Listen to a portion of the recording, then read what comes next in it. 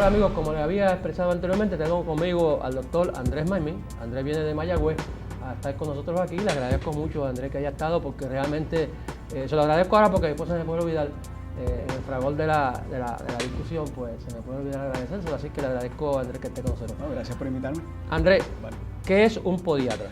Un podiatra es un médico especializado en pie y tobillo, de base de educación alopática, donde hacemos 2 años clínicos y 2 años didácticos, que son los primeros, ¿verdad? Luego de eso podemos coger un año rotatorio y luego pues están las residencias de 1 a 3 años, depende de la especialidad, si es quirúrgica o ortopédica o de rama diabética. Ustedes están regulados por el gobierno de Puerto Rico, hay una junta. Sí, hay una junta examinadora de podiatra, ¿verdad? Y que emite un examen y la licencia. Y también tenemos la Sociedad de Médicos Podiatras de Puerto Rico. O sea que para ejercer la podiatría en Puerto Rico tú tienes que tener una licencia, tienes que estar aprobado por el gobierno. O sea, tienes que... Definitivo, tienes que pasar unos boards en la escuela, tienes que pasar unos boards en Puerto Rico y tienes que aprobar la licencia aquí. Okay, nosotros sabemos que en Puerto Rico hay un gran número de amputaciones que se realizan todos los años, más del 52% de las amputaciones no traumáticas ocurren en pacientes diabéticos por el pie diabético.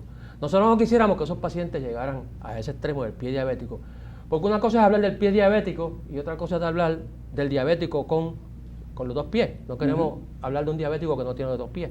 Así que vamos a hablar de cómo nosotros podemos prevenir que el paciente diabético entre en su pie diabético, y yo entiendo que esto es un trabajo de equipo, donde yo veo a mi paciente, pero que como la mayor parte de los pacientes diabéticos tienen más de 50 años y tienen unas limitaciones, pues deben acudir a un profesional que les ayude. Yo creo que el podiatra es la persona que debe estar bregando con ese pie. En la prevención es bien importante y me gustaría que tú nos hablaras no solo sobre la prevención, qué hacen ustedes para prevenir, para evitar que ese paciente que no tiene y que tiene, el que no tiene úlcera, que no tiene callosidad, y el que tiene úlcera y tiene callosidad. Mira, lo primero que hacemos es la educación de ese paciente, cómo reconocer esa patología o cómo reconocer esa lesión que se puede convertir en una úlcera y posteriormente en una amputación. Básicamente, después del examen, tanto vascular como neurológico y dermatológico, pues le damos esas recomendaciones, el cual podemos tratar una infección sencilla que posteriormente se puede convertir en una amputación.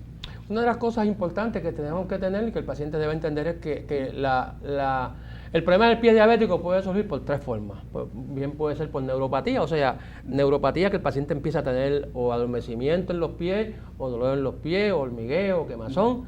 La parte vascular, en la cual lo que se llama enfermedad periferovascular arterial, que de eso hablamos en un programa anterior nosotros, en la cual el paciente cuando camina, es el síntoma característico, cuando camina siente dolor en la patata, se para y se le quita.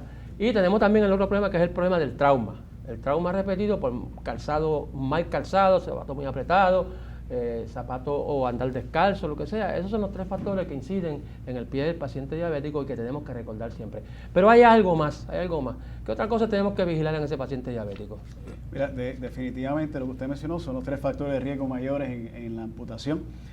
Pues está la neuropatía, la vascularidad y las deformidades del pie. También tenemos que velar por esas infecciones oportunistas, ¿verdad?, que puedan surgir, tanto como infecciones de hongo sencilla, que pueden llevar a una infección bacterial y posteriormente una infección más severa. O sea que hay la infección bacterial actuando como un factor traumático.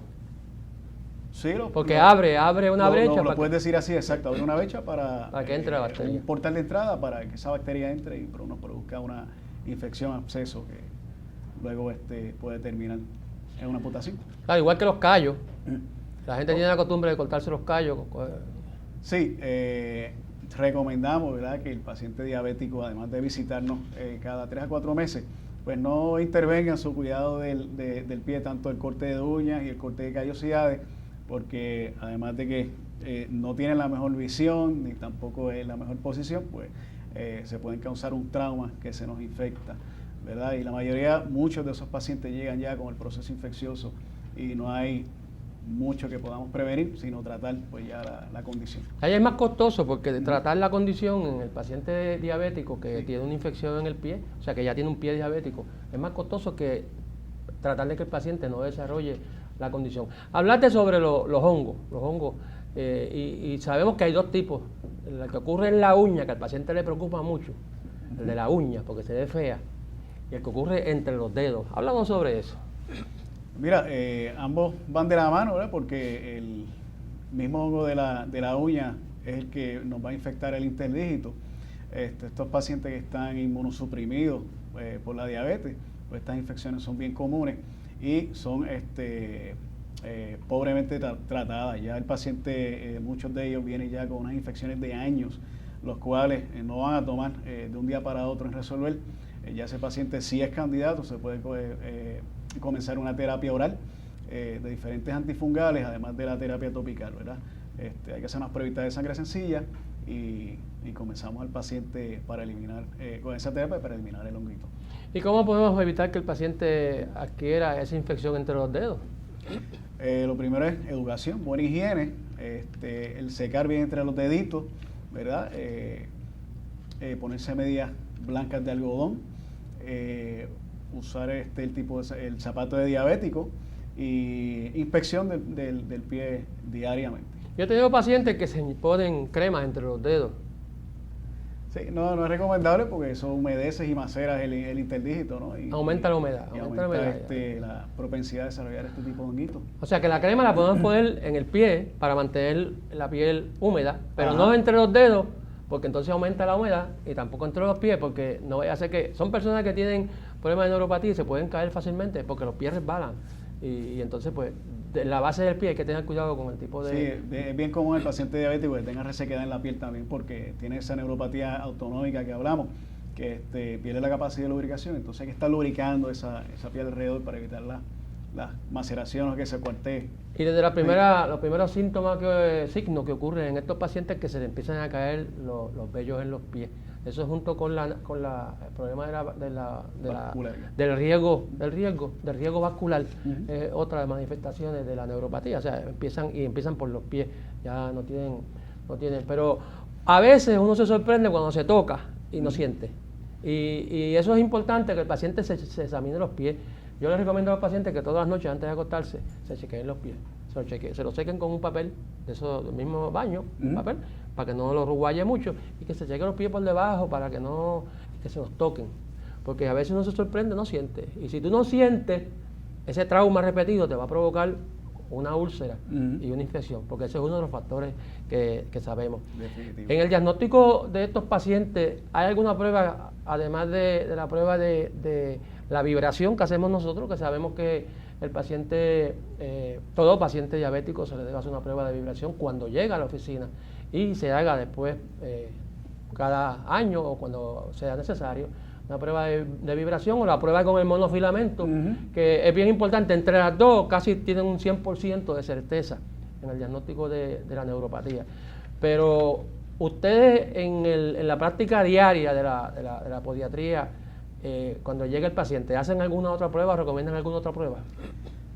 Además de las pruebas que mencionaste, ahí las pruebas, siempre hacemos unas pruebas vasculares, ¿verdad? Sospechamos que hay insuficiencia vascular, pero últimamente se está realizando una prueba que se llama la prueba de densidad nerviosa, donde se toma un pedazo de piel, ¿verdad? Usualmente detrás del tobillo, de 2 a 3 milímetros, y se analiza bajo un microscopio la densidad de la fibra nerviosa, la densidad y el número de fibritas que hay en esa muestra de tejido.